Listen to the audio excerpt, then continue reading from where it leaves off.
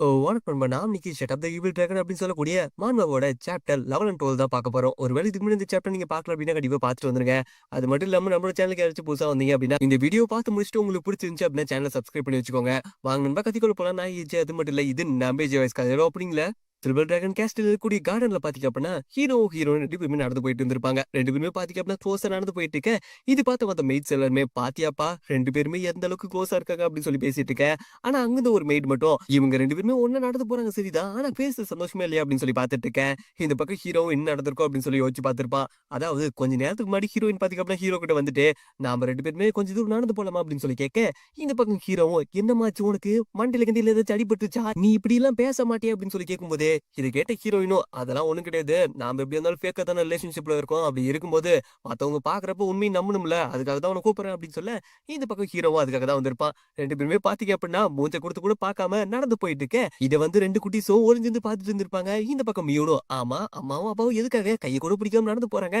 எனக்கு இது சுத்தமாவே பிடிக்கல. நான் போயிட்டு அவங்களுக்கு ஹெல்ப் பண்ண போறேன் அப்படின்னு சொல்ல, இது கேட்டு அங்கிருந்து நேகாவும் ஷாக் ஆயிருப்பா. குட்டி பிசாசு எதுவும் பண்ணாத அப்படின்னு சொல்லிட்டு இருக்க. மியூனும் அவங்களுக்கு செய்யாத இருந்துட்டு போகுது. நான் வரேனே அப்படின்னு சொல்லிட்டு அம்மா அப்பா வந்துட்டேன் அப்படின்னு சொல்லிட்டு இந்த பக்கம் மியூனு வந்திருப்பா. மியூனு அம்மா உன்னோட கையி அப்பா உன்னோட கையி 2 பேருமே கை பிடிச்சுக்கோங்க அப்படின்னு சொல்லிட்டு நான் அக்கா கூட விளையாட போறேன் அப்படின்னு சொல்லிட்டு கிளம்பி போயிருப்பா.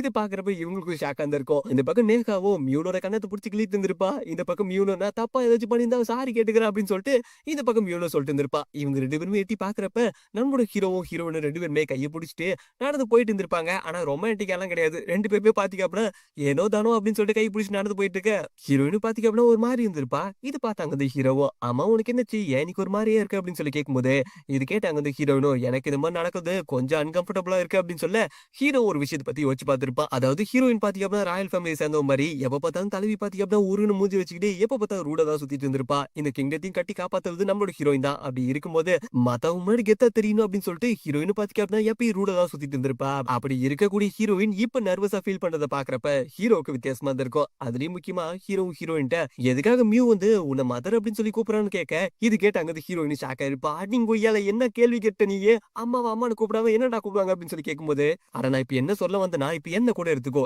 என்ன பார்த்தா அப்படின்னா மியூன் வந்து டேட் அப்படின்னு சொல்லி கூப்பிடுவா. நார்மலா ஃபாதர் அப்படின்னு சொல்லி கூப்பிடுறத விட டேட் அப்படின்னு சொல்லி கூப்பிடும் போது நாங்க 2 பேருமே இன்னும் க்ளோஸ் ஆகுவோம். அதே போலதான் உன்னை வந்து மியூன் வந்து மதர் அப்படின்னு சொல்லி தான் கூப்பிடுறா. அப்படி இருக்கும்போது அதுக்கு பதிலா உன்னை மாம் அப்படின்னு சொல்லி கூப்பிட்டா அப்படின்னா நீங்க 2 பேரும் இன்னும் க்ளோஸ் ஆகிறது கூட சான்ஸ் இருக்கு.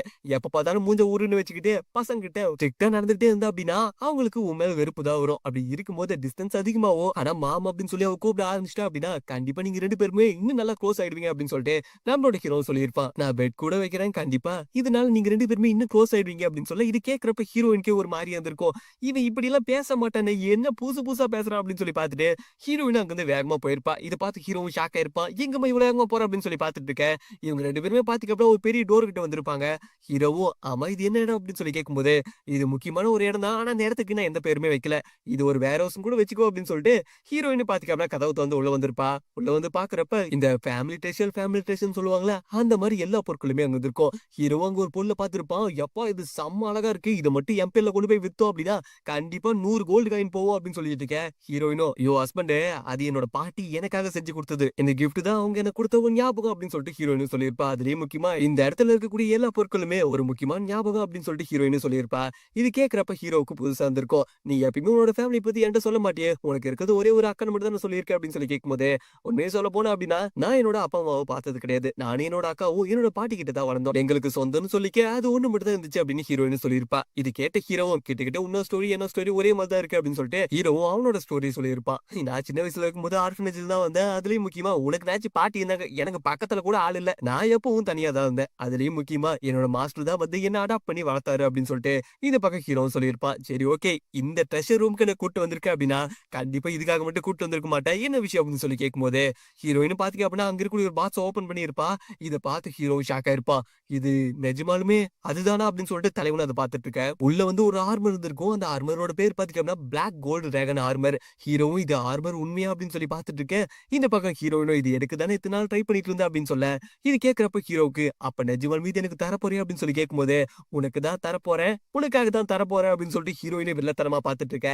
ஹீரோவும் பாத்தீங்க அப்படின்னா அந்த ஆர்மரை தொட்டிருப்பான். டக்குன்னு ஏதோ ஒரு மேஜிக் ஸ்பெல் வந்து ஆக்டிவேட் ஆயிருக்கும். இந்த பக்கம் ஹீரோவும் என்னடா ஆச்சு அப்படின்னு சொல்லி பாத்துட்டு இருக்கேன். பக்கத்துல இருந்த ஹீரோயினும் இவ்வளவு அசால்ட்டா வந்து என் ட்ராப்ல மாட்டிக்கிட்டே அப்படின்னு சொல்லிட்டு தலைமையை லுக் விட்டுட்டு இருக்கேன். அப்படியே கட் பண்ணி ஹீரோவும் ஷாக்ல, ஆமா நீ என்னடி பண்ணி வச்சிருக்க அப்படின்னு சொல்லி கேட்கும்போது, அது ஒண்ணுமே கிடையாது.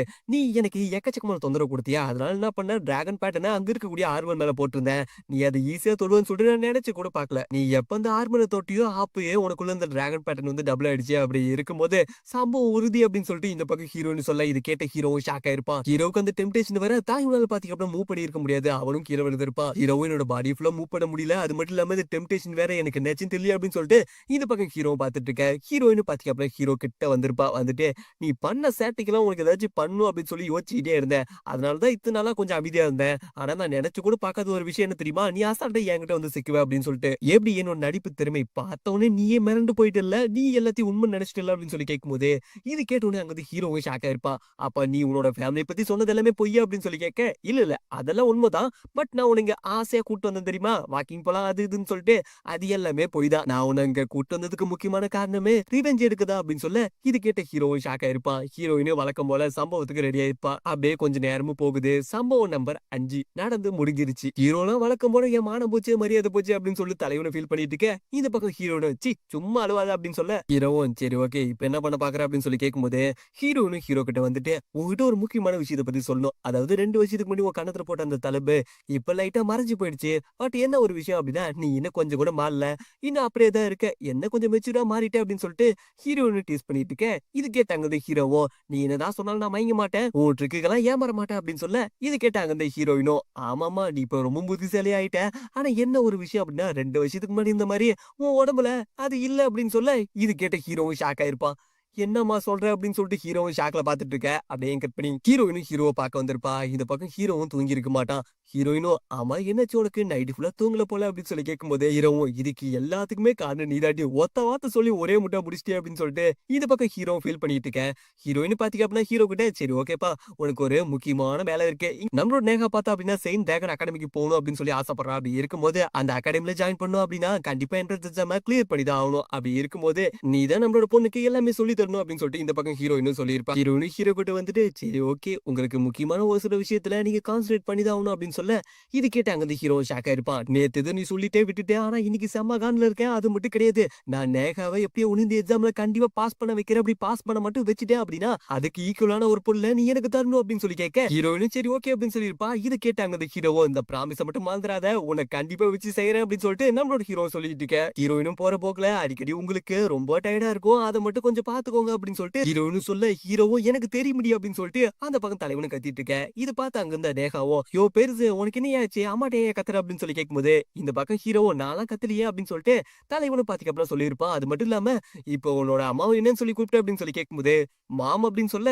சரி ஓகே ஆனா நீ இத்தனை நாளா இப்படி கூப்பிடலையே, உன்னை யாரு இந்த மாதிரி மாம்னு கூப்பிட சொன்னாங்க அப்படின்னு சொல்லி கேட்கும்போது, அம்மா தான் சொன்னாங்க அப்படின்னு சொல்ல, இது கேட்டாங்க இந்த ஹீரோவும், ஓகே உனக்கு அப்ப மதர்னு கூப்பிடுறது பிடிச்சிருந்துச்சா, இப்ப மாம்னு கூப்பிடுறது பிடிச்சிருக்கா அப்படின்னு சொல்லி கேட்கும்போது, நேகாவும் எனக்கு மாம்னு கூப்பிடுறது தான் பிடிச்சிருக்கா அப்படின்னு சொல்ல, இது கேட்ட ஹீரோவும் சிரிச்சுக்கிட்டே, அப்ப நீயும் உன்னோட அம்மாவும் ரொம்ப க்ளோஸ் ஆயிட்டீங்களா அப்படின்னு சொல்லி கேட்க, இது கேட்ட நேகாவும் ஷாக் ஆயிருப்பா. என்னடா இப்படி எல்லாம் பேசுறா அப்படின்னு சொல்லிட்டு நேகாவும் அங்கிருந்து படிக்கிறதுக்கு கிளம்பிருப்பா. பின்னாடி ஹீரோவும் பாத்தீங்க அப்படின்னா நேகாவை பார்த்துட்டு இருக்க. இந்த எபிசோட் இங்கே முடியுது நண்பா.